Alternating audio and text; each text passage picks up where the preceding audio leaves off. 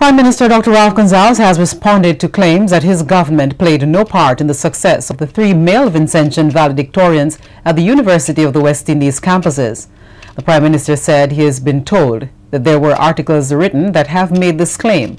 However, these are articles which he believes are stuffed with negativism, and he opts not to read them most times. If anybody wants to say that the government didn't have anything to do with it, look, in order to get into the university, brightness alone don't get you there, you know. You have to have brightness and the opportunity.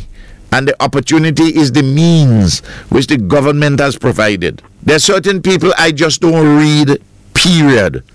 Because I know from the beginning is negativism. So it can't affect me one way or the other.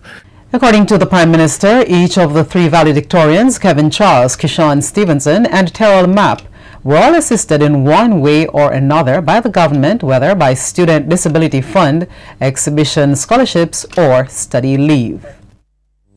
In the case of one of the students, I know that he, without the student loan for economically disadvantaged students, he would not have been able to get to university. The government paid his economic cost, and I, as the Minister of Finance, signed to pay it back to the bank if he didn't pay it. One of the others got a national exhibition. I introduced the idea of national exhibitions.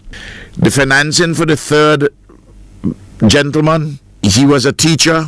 I would expect that you would have gotten study leave. I would expect you'd have probably gotten an economically disadvantaged student loan also, or some other form of grant, so that the government would have paid and facilitated these young men.